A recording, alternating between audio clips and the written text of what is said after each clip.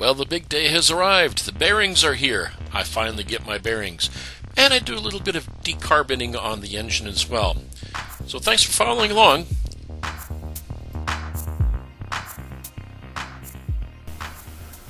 Well, welcome back to the hangar. Glad y'all can make it. I have great news. My bearings came in. I'm gonna have my bearings put on. Yay! Okay. Yeah, so the bearings came in. I am going to use the hot method, heating up motor oil, and well, you'll see. I'll show you rather than explain it to you. But essentially, it's a very simple process to mount these bearings. After I get the bearings mounted on the axle, I'm going to go ahead and decarbon the pistons, the heads, and whatever in the cylinders, the exhaust ports, that kind of stuff on the cylinders that requires that. Now I have a little sandblaster box. Don't fret. All you guys are saying, no, don't sandblast. I'm not using sand or anything like that. I'm using walnut shells. I'm using walnut shells because, well, I couldn't find plastic beads. So walnut shells it is, which means it'll strip the carbon off of the pistons and the heads and whatnot, but it won't etch into or damage the aluminum or anything else.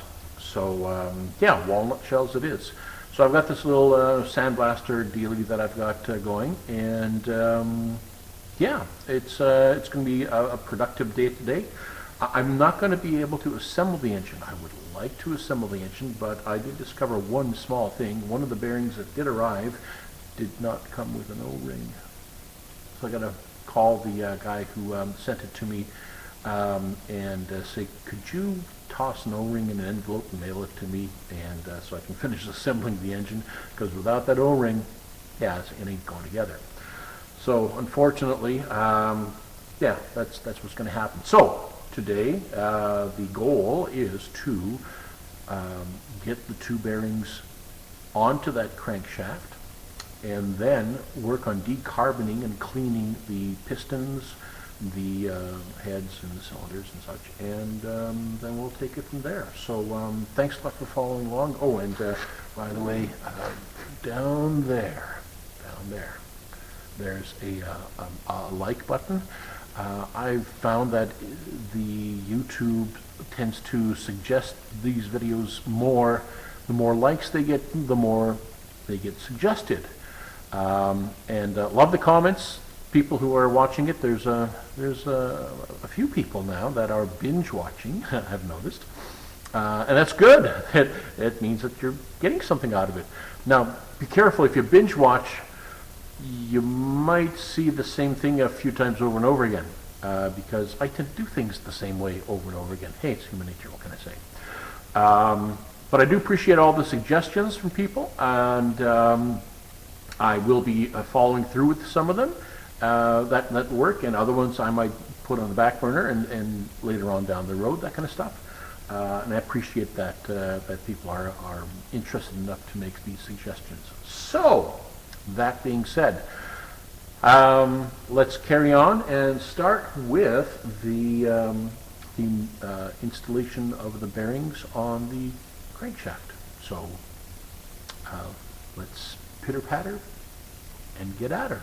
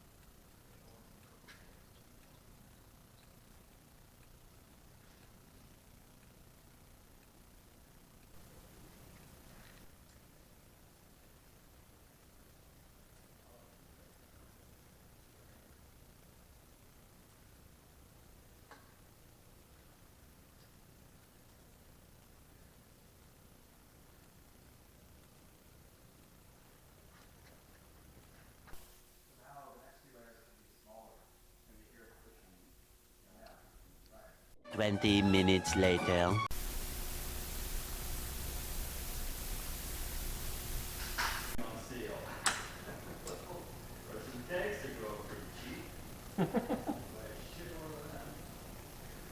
Yeah, but it's like Russian cars. Do you really want one of those? You know, one of my buddies from the Armed Forces here in Canada,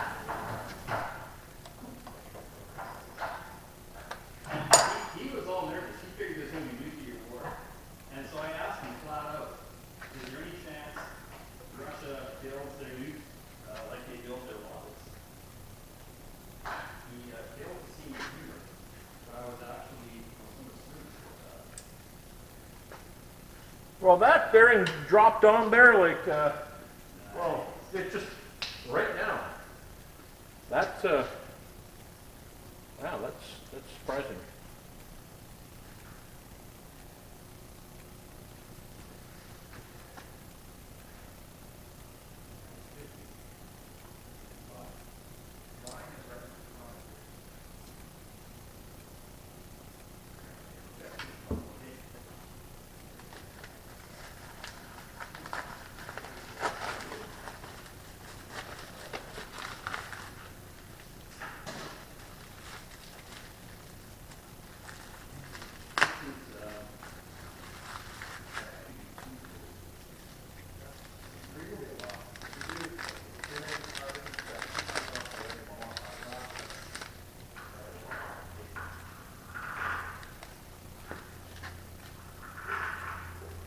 Well, yes, that's true.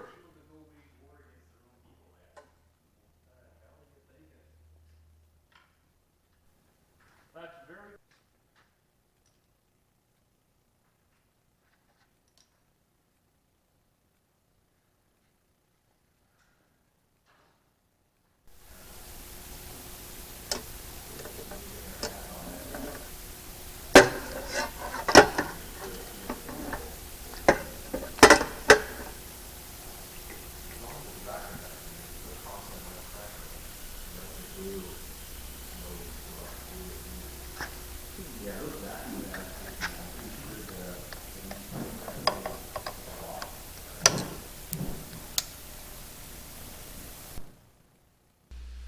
And that, ladies and gentlemen, is just how easy it is to put the bearings on the crankshaft using the hot method.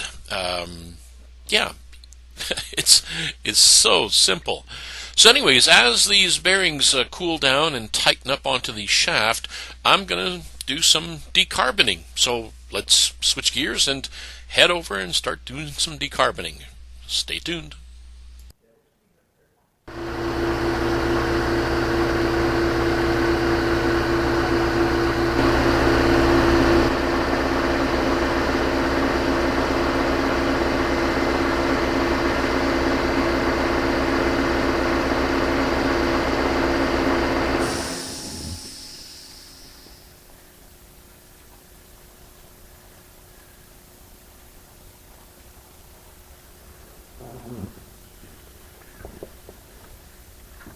Okay, we're going to try with sandblasting, only it's not sand.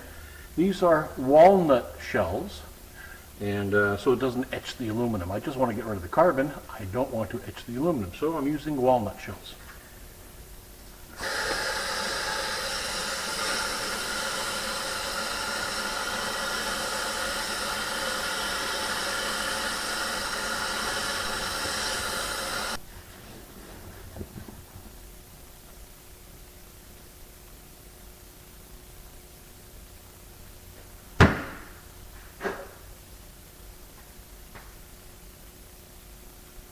Well, there we go. All the carbon's off. There's some staining on the aluminum, but yeah, took it right down, and it did not etch the aluminum. It just took the carbon off. I'd say that's a win. Cool. Now to do the rest of it.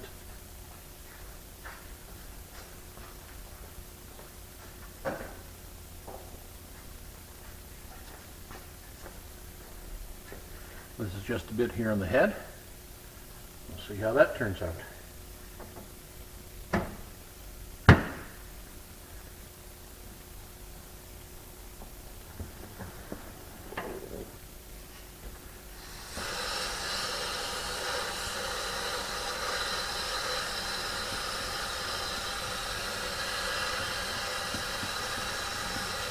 2 very boring minutes later. Okay, that took most of the carbon off. Just a little bit of staining there. That'll wash off. I like it.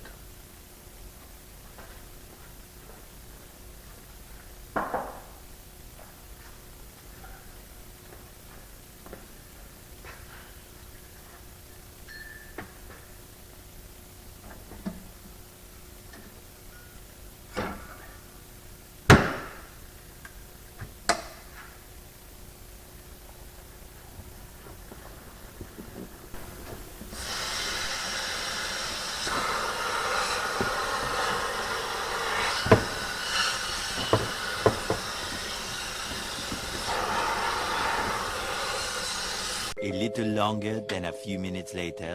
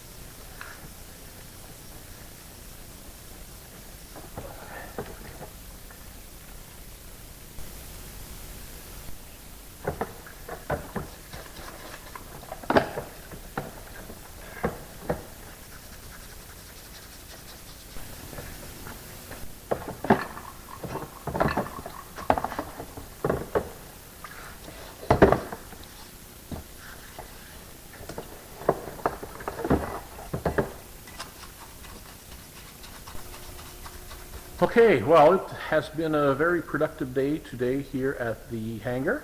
I appreciate everyone who's followed along and watched till this point, however the editing works. Let's just do a quick show and tell. Follow me, boys and girls. Okay, I couldn't remove these rods. I tried, but I started gouging into it. I thought, no, I don't need to remove it to clean it. So these are cleaned, scrubbed down. That's the top, and the bottom is ready for reassembly. I'm gonna have to give them a wipe down again afterwards, but yeah, that's the rotten camera work. I just noticed I'm waving this camera all over the place. Did y'all get seasick? Huh? Did ya? Okay. And of course, the cylinders are scrubbed clean. Mainly, the big thing is I had to sandblast the exhaust ports to get the carbon out of the exhaust ports, which they are. It is absolutely clean now. And the pistons, here's one of the rings, nice and clean, no more carbon. Cylinder heads, nice and clean. And the only thing I'm doing right now is I'm working on the piston rings. I'm just cleaning those up, but I'll do that off camera. It's just scrubbing piston rings and getting any carbon off of them. And the setting everything aside to dry. It'll, like I say, everything will get a wipe down again before I do assembly, a final cleaning wipe down, because any residue, that kind of stuff is left over. So I'm going to have to wait till I get that O-ring. There's an O-ring missing on this over here. So yeah, happens. So once I get that O-ring slipped on, then I can start the assembly. I'll film the assembly and re-putting back together of the engine. I mentioned earlier, let's take a little walk here, and as I'm doing this outro. Okay, let's see. Open up the tripod. Put it down. Okay. I mentioned earlier that I was considering removing the oil injection from the engine and just going straight premix. Talking to the Rotax experts, specifically Bob out in British Columbia, who is the go-to guy for Rotax in North America, and if he don't know it, nobody does. And his opinion is quite firm. He says the oil injection system on these Rotax engines, they don't fail. As a matter of fact, they are superior to premix because it adjusts the mixture when you're idling and when you're full throttle and all that kind of stuff. It changes the oil mixture, so it's not straight 50-to-1. It is what is required for that RPM, and I didn't think of that. And he says, no, he says these things are very reliable. He's never had to replace one. He said, run it with the oil injection, and you will be happy. So I'm going to run it with the oil injection. I'm just going to clean everything up, and I need to replace that tube. If you remember a few episodes back when I was disassembling the engine, the oil injection tube got pinched between the coil and the body of the engine and caused a restriction there. So apparently the tube is easily replaceable. So the Rotax fellow out west is going to send me a new tube and what's needed to replace that. I'll ask him to send that along when he sends me the O-ring that got missed on the bearing.